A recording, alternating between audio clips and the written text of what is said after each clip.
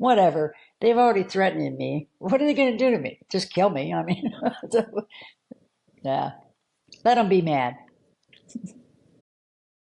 It's Ken Harbaugh with the Midas Touch Network, and this is the inaugural episode of the Ken Harbaugh Show, which is dedicated to holding accountable those who would threaten our democracy and the powerful people who enable them. This is a continuation of everything I've been doing with the Midas Touch Network, including Burn the Boats and the Against All Enemies documentary. Please click on the link below to subscribe to the podcast version of the show. We're starting with someone special. Pam Hemphill is known in MAGA circles as the MAGA granny. She's been name-checked by none other than Donald Trump as someone he claims was wrongly persecuted for her actions on January 6th. That's her in the Capitol on that day. But Pam's story since then defies everything MAGA and Trump would have you believe. She went to jail for what she did, 60 days in one of America's toughest prisons, and openly admits that she deserved it. She pled guilty because, as you'll hear, she knows she was guilty. Pam found her way out of the cult of Trump. That's how she herself describes it, and is now campaigning for Vice President Harris. She is why we do shows like this on the Midas Touch Network. I didn't know until I had her on camera that she's a fan, not just of Midas Touch, but of the shows I've hosted, Burn the Boats and Against All Enemies. It is precisely for people like Pam Hemphill, who are desperate to know the truth about MAGA and to understand the dangers posed by someone like Donald Trump, that we do this work. If ever there was validation that channels like this matter, it's people like Pam Hemphill.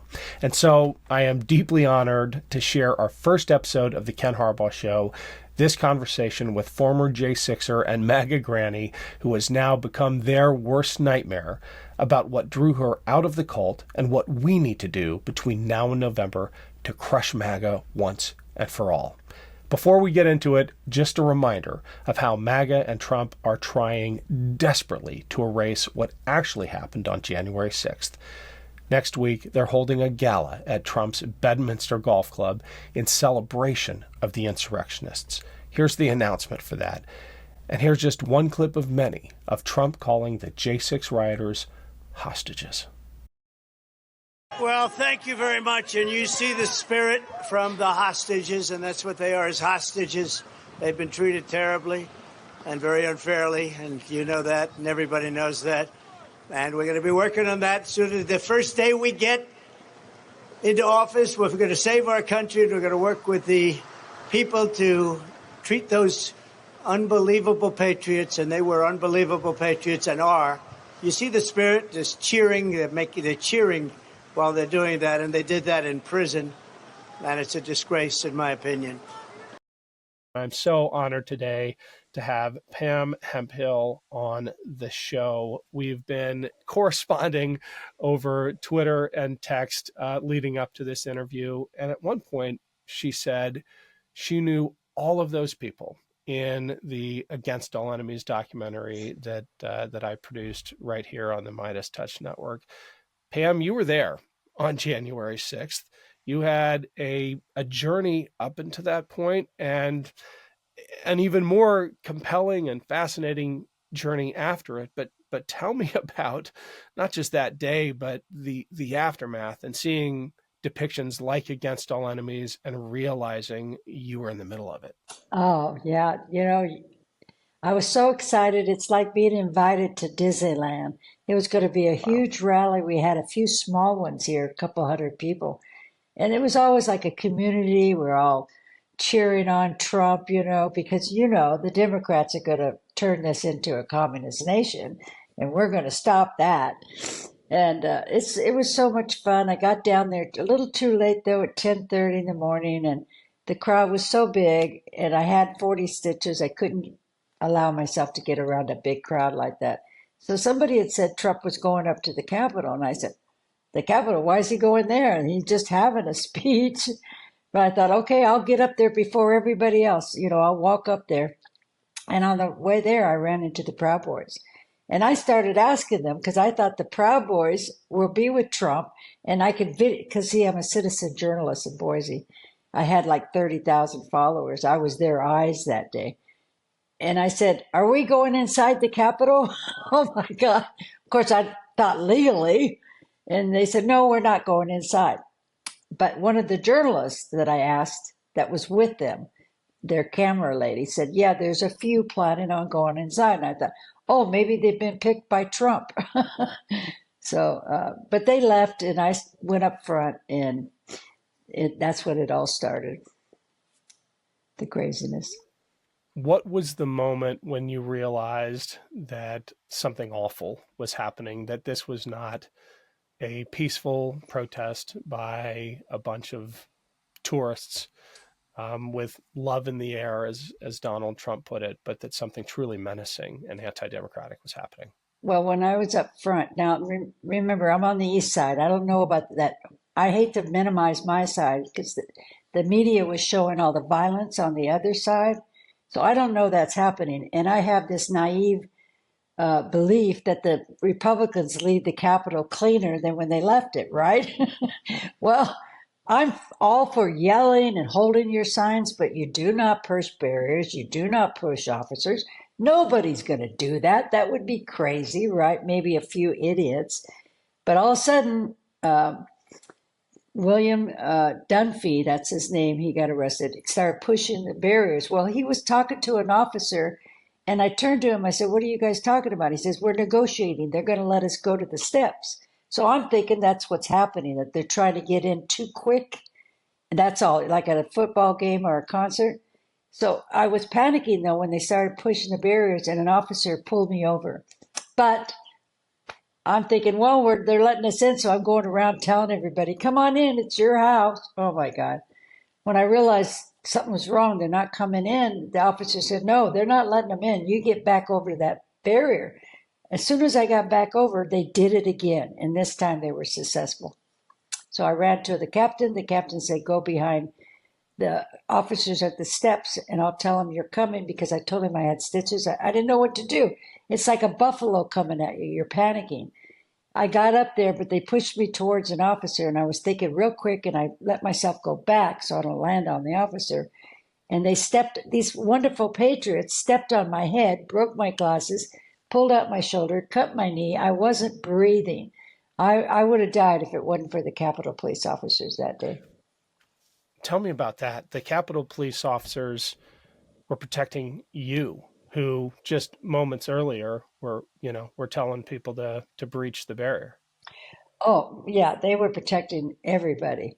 They didn't care who you were. They were doing their job, and they were not starting anything. I have a video that shows they're just standing there at the barriers. They're not pepper spraying anybody or doing anything. They're just doing their job. But on the other side, because a lot of the propaganda is the officers started it all. No, it's not true. Yeah. They're trying to get the crowd away. Yeah, yeah. You obviously were captured on film, and there was a knock on your door sometime later. I want to hear about that, but the point is that you owned up to it. You accepted responsibility, and you've said many times since then. I'm just going to read the tweet. "I wasn't a victim of J6. I was a volunteer." How did that realization dawn upon you? Was it before or after the knock on the door? Was it a process? How did you come to that? Well, you know in your gut you've done something wrong. It's not like there's an intent to break the law. When you're in a group in a crowd like that, you're not thinking, "Oh, I'm trespassing." It doesn't come to you. Now, you Yeah. know you've done something wrong if you push a barrier or hurt an officer. That's obvious. But I'm not thinking like I'm breaking the law. But they help you with the gaslighting. Everybody kept telling me, "Pam, don't plead guilty. You were innocent. It's our house. You had a right to be there." And I thought, I did, but not according to my attorney. He says, "No, that house was locked down to everybody that day." So they help you. But I knew in my heart and soul I was wrong. It doesn't matter what my intent was.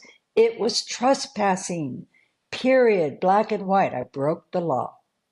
You went from that, though, admitting culpability, pleading guilty, because, as you said, you were not a victim, you were a volunteer, to actually pushing back against the lies and the propaganda and recently holding a Harris for President sign in Boise, Idaho. Tell me about that journey from being part of the insurrectionist crowd to seeing the light and campaigning for Vice President Harris.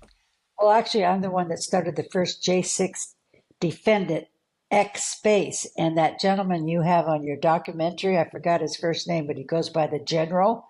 He's the one that Yes. hosted that space for me. And we got together because I didn't know how to host at the time, how to use Twitter. So he got it started. And I kept telling them, I know I'm going to plead guilty. And he would push back and say, "You're not guilty. You're not guilty." And there were issues going on, and I didn't agree with standing up for those that were harmed the officers. I thought, why are they standing up for these guys? Some would come in, they would have phone calls on space. And I thought, I don't want to hear from this guy. I was angry that they hurt the officers. But that started the whole smear campaign against me. So I went and started the J6 gaslighting space, and all the sedition hunters, and I mean real researchers, came in and helped me with facts because I thought we're going to stop the spin of this J6 narrative. And what had happened, Ryan Samsel, he's the one with the red Trump hat that Epps whispered in his ear. Gateway Pundit put out an article that he had lost his whole eyeball while he was in jail. Come to find out, because I talked to one of his attorneys, which his attorneys were assigned by Sidney Powell. Sidney Powell had given him attorneys, that he had been beat up inside the jail, but he didn't lose his eye. He had called somebody the N-word, and that's why he got beat up. And then his gift sending goal went way high. And I thought, this is a grift. I mean, they're just trying to get money, that's all, not get facts and truth. They're lying. Every one of them were lying about what's happening inside the jail. And that got me upset. It's like, come on, you guys, we'll stand up for our liberties and our rights, but not through lying and propaganda. You shot this video on January 6th, standing right next to Jacob Chansley, one of the most recognizable figures from that day. I'm going to play the video and we'll talk about it. Behold, Kamala Harris. Anyone, John Roberts is another great example. Anyone and everyone who's associated with China, anyone and everyone who's associated with the globalists. It's the enemy of the man. Anyone and everyone who's saying Joe Biden won the election, people like Mitch McConnell, okay, all these rhino Republicans, every single one of them is a traitor. You knew all of these people, Pam. During the insurrection, you were with them. In the aftermath, you went to jail. You stayed in touch with many of them who remained in jail long after your sentence ended. Why do you think you're one of the only ones who was able to extricate yourself from the cult-like thinking around Trump and MAGA? I contribute some of it to the fact, and I don't break my anonymity, but I do. I'm trying not to promote. I'm in a program, a 12-step program, and I just celebrated 45 years sober. And those steps are spiritual principles. And I knew in my heart I was wrong. I just knew it. And I needed to make amends. And going to prison and paying your fines didn't feel like enough. And when CNN got a hold of me because of what Trump had said, horrible about my story, I got upset. I didn't want to be used out there as an example of what the DOJ is doing against J6 defendants, because it's not true. DOJ was not weaponized against me. I broke the law, but they're using me, and I thought, nobody gave me permission to say MAGA granny. It was Carlson Tucker that gave me that name. My brother calls me in prison and says, you're being called MAGA granny. I said, oh my God, don't put me out there in the news. But when CNN called me and asked me to come do an interview and talk about it, it took me 3 times I said no to them. But then I said, no, I've got to step out. I've got to share that this is a cult and this is wrong what they're saying out there. And it was hard to do, but I'm glad I've been doing it now. You're not just doing it from the safety of your living room over Twitter or in in interviews like this, you're putting yourself out there in a very real way. Here's a clip of you being escorted, having caused no disruption whatsoever, but being escorted out of a Trump event because they recognize you. But I gotta be told what I did wrong. It's okay. No, but it's a private event, man. They asked you to leave. We have to ask you to leave. The campaign asked you to leave? Huh? The campaign asked you to leave? I don't know. Who's asked me to leave? Yes. I don't know who's asked me to leave. Why? For what? What have I done, sir? Ma'am, I don't know. Can I talk to somebody? No, ma'am. They asked you to leave. That's all we can do. It's a private event. We have to ask you to leave. That's all. Pam, what is it like being in a space like that, knowing how much people despise you for simply telling the truth? Oh, yeah, it was horrible. I thought, this is a free nation. Aren't we allowed in these events? They said it was a private event. A private event, I think you are invited. You have to pay for it. It wasn't a private event. But I had talked to some of the campaign members there, and I guess they figured out who I was, because they said, "What do you want? What do you want to do?" I wanted to get up front. I said I was with a journalist from Finland, and we just wanted to be there just in case he passes by. I'm not a person that would disrupt anything, I'm not going to yell at him where he's talking. But if he was going to pass by, I was just going to say, "Trump, do you know that I went to prison for your lies?" But I didn't get the chance. Somebody found out who I was. I guess they recognized me and kicked me out. And I thought, why are they kicking me out? I didn't do anything wrong. Talk to me about that time in prison. Obviously, it began with that knock on the door. Did you expect that? I think what happened, because I'm very well known, all the Boise police here know me by name because of all my events I've been to, and I was with Ammon Bundy, so they know me. I think this is my guess, I was under the care of chemotherapy at the time. I think they waited, because when they arrested me, and I want to get rid of that lie, there's a lie out there that a granny was dragged down the steps. I think they waited to arrest me till I was done with everything, because when they showed up, I said, "Oh, I'm glad you're here. I've just been worried if I'm going to go to prison or not, or get arrested for this." Nobody could tell me anything. But, what was I going to say? Oh, they treated me so good. I'm telling you, there's like 7 officers and a female officer. And when I went into the bathroom with her to change my clothes, I could start crying right now, because she put her arms around me. No, I'm sorry. She wanted to. She came close. She said, "I can't touch you." But I'm starting to get emotional about remembering. She says, "It's going to be okay. You'll be out by 1:00 for your next appointment." That's the FBI, how bad they are, right? And then I said to the FBI agent, I said, "I need to call my brother. I got to let people know what's happening." He says, "No, you can't call, but don't worry. You'll be out by 1:00. And I said, "Well, I got to vape, because I vape." And he says, "Oh, go ahead."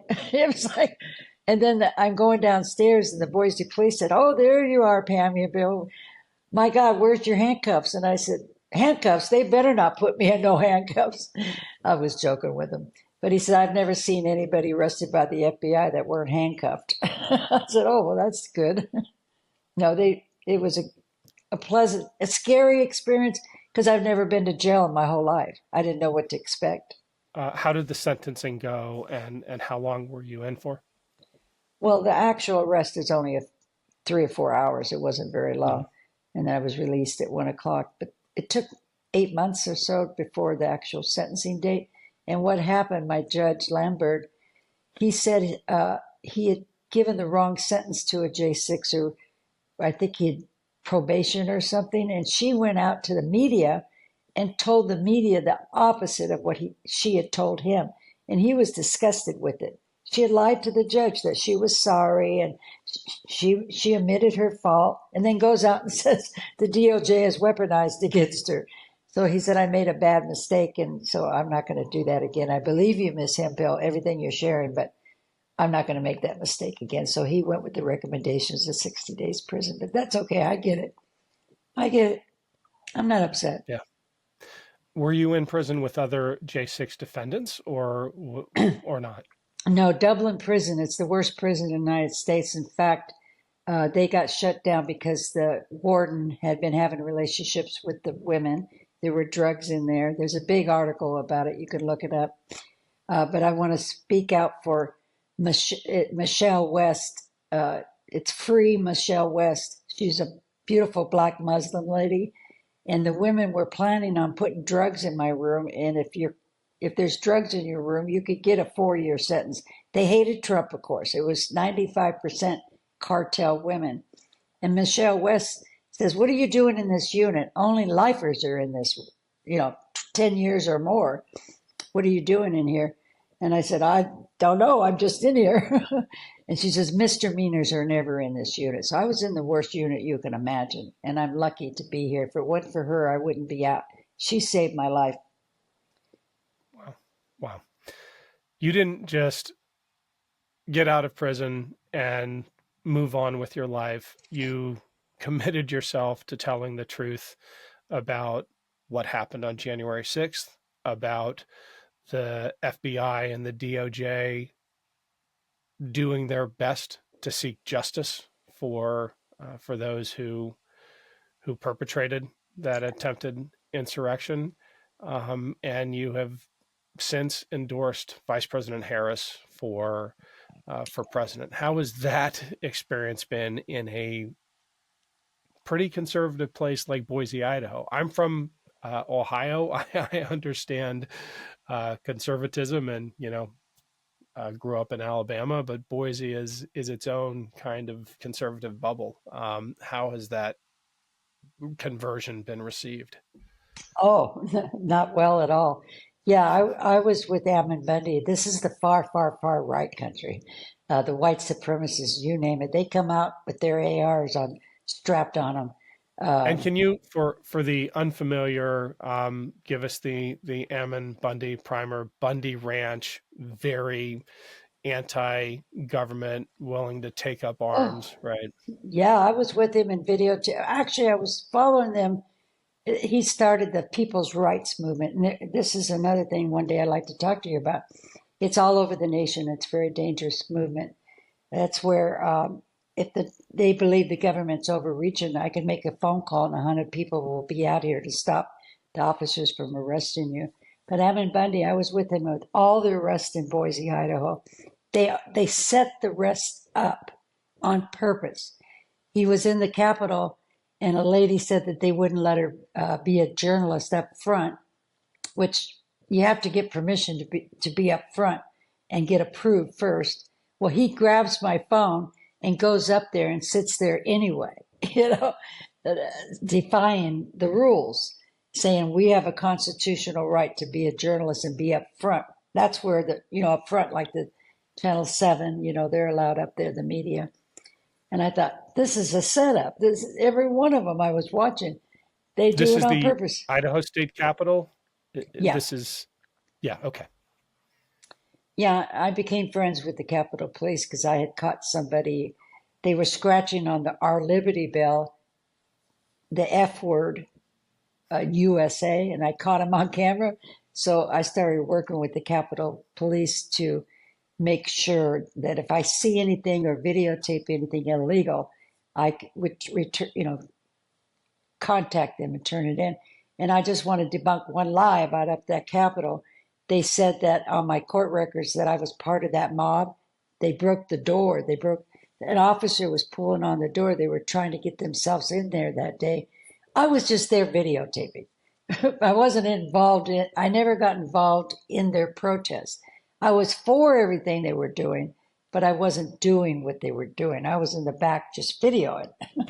This is the anti-government movement that has its epicenter in rural parts of Idaho, and it's all over the country. It's everywhere now. now. It's all over the country. But this predates your involvement in the J6 riots, and its context for all of your relationships that are now falling apart and actually turning against you. Because, there's death threats. Yeah. I got death threats. I just got quite a few just the other day. Ammon Bundy, Michael Flynn, and Ivan Reklin, I won't say his name right, have all connected together now, and they are planning a revolt. They call it Ammon's Army, the People's Rights. They're all throughout the nation with all the militias they've hooked up, and they're going to have their own grand jury. I don't know if you've seen Ivan Reklin's list of who they want to arrest, I but have. it's I have. It's like yeah, a star chamber to prosecute any dissidents in a second yeah, Trump term. It's terrifying stuff. for treason. And Yes. that's I went to one of their trainings about it. I have a video if you haven't seen it yet on the training. And he says that the judge should be arrested and hung for treason. And that's their plan.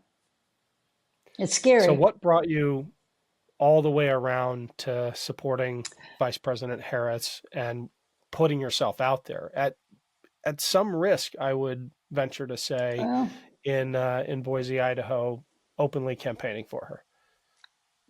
well, actually, like I shared, the facts that the sedition hunters and the real researchers brought into my J6 gaslighting space got me started. I wasn't uh, pushing against Trump per se, but the more I found out the facts about January 6th narrative, I thought it's got to get out there. They're lying about everything.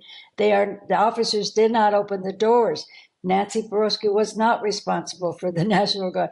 I so it was a slow process by learning facts. My critical thinking started coming back. Now, today, media is fact checking everything that Trump says. They weren't doing it back then. You just listen to him. And then I'm talking to the lieutenant governor, people with 2 PhDs, senators, and Congress that are at Ammon Bundy's meetings. So why would I believe that they're lying? But I'm so glad that I've come around. And of course, I started talking about Project 2025. I told Abby Phillips on CNN 8 months ago, don't worry about Trump, worry about Project 2025. That's what you need to be scared about.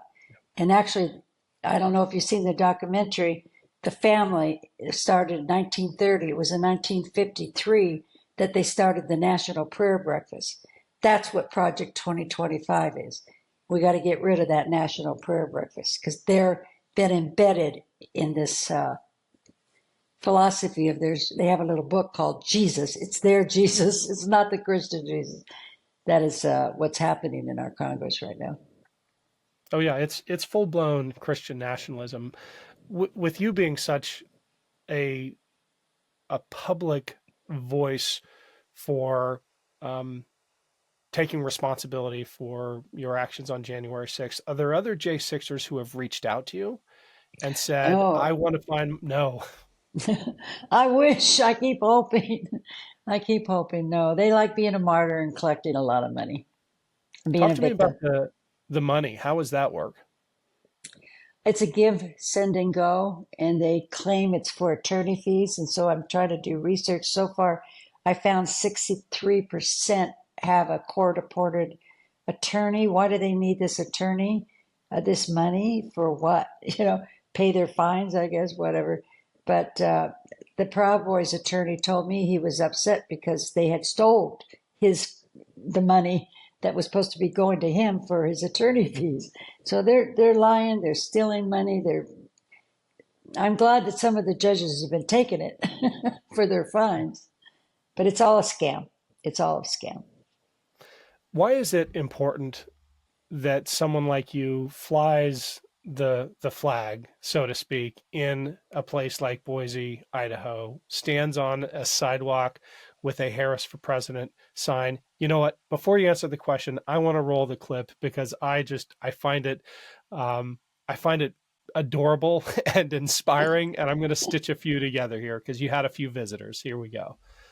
Pam, why does it matter in a place like Idaho, which is probably going to vote for Trump in November, to still be out there and say you're proud to be on the side of right and good and the side of history when we end up looking back on this era decades from now? I feel like I have this desperation because when you realize that Trump is a cult leader, he's a very dangerous man. And Project 2025, oh my God, it's like knowing that Hitler's going to take over. You feel desperate. And when she said do something, I thought, I can't do much, but I'll go out with my sign. And I got this attitude, I don't care, come throw eggs at me or whatever. I want people to know that we're standing with her and whatever I can do to help. And I can't volunteer for the Democratic Party like walking around because of my physical issues. Like you see, I had to sit down there, but because of the chemotherapy effect and medicine I'm taking. But I thought, I just love it. I love the fact that I'm standing up for goodness, for the right party now, my way of still making amends, and hopefully, and you would believe the people that came and hugged me and was taking pictures. They didn't know I was Mega Granny though. I told a few. It wasn't for that reason. They were so happy that somebody was out there with that sign. They were just jumping up and down and you saw I took some pictures with some of them. I could have taken about 50 people pictures, but it was just a good feeling to be out there standing up for her. I can't wait to do it again this Saturday. I don't care what they say or do to me. Whatever. They've already threatened me. What are they going to do to me? Just kill me. I mean, yeah. Let them Well, be mad. the other thing that a demonstration like that does, a demonstration of support for a candidate, is it shows people who are otherwise feeling isolated and alone in their Yeah. support that they're not isolated or alone. Sometimes it only takes one sign in a neighborhood for Yeah. 10 others to show up. I've seen Yeah. that all over Ohio, especially rural Ohio. When the first blue sign goes up, it turns out there are other Democrats around that you never knew about, but there's been such an air of menace in our politics coming Yeah. from the right that it takes that first brave gesture to dispel it and to show people that you're not alone. Yeah, and they're frightened here in Boise. They are. They're scared because they come out with their ARs and try to intimidate you. Don't be afraid. I'm not going to let their fear mongering stop me from doing what's right. I'm not going to allow it. We don't like bullies. I don't, and I'll stand right up next to you and say, "Sorry, I'm voting for Harris." But Yeah. don't let that stop you. And, maybe we can get them out there so we can register people. You know, I did run into one of the ladies that's involved in the Democrat Party. She said she'll be out this Saturday. So I hope they bring some flyers and stuff. Yeah.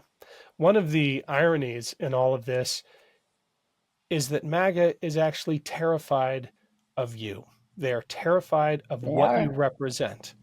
Can you Hmm. talk about what what makes a cancer surviving J6 defendant grandmother so terrifying to this supposedly manly party? Well, as a retired alcoholic drug counselor, I had to confront addicts and alcoholics with their disease. And you can't candy coat because it's their life that's in stake. And I don't do that. I don't try to make something sound right.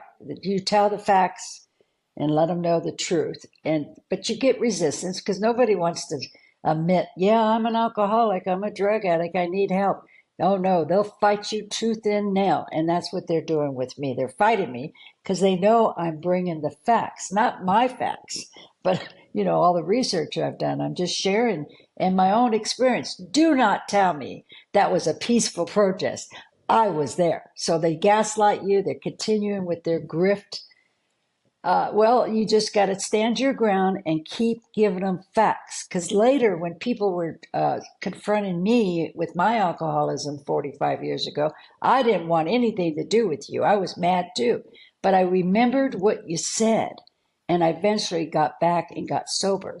So I think eventually the megas, if they keep hearing it and hearing it, Trump is a cult leader, dangerous cult leader, and Project 2025 wants to take away your democracy over and over and sharing some of those facts about Project 2025. They're not going to walk away the same. We're planting the seeds. Just plant the seeds. Plant the seeds. Bam, thank you so much for joining us. Oh, Can't wait to talk again. And we will see you on Saturday. I will see you virtually, but I hope you get a ton of traffic. me too. Thank you so much for having me on. I appreciate you.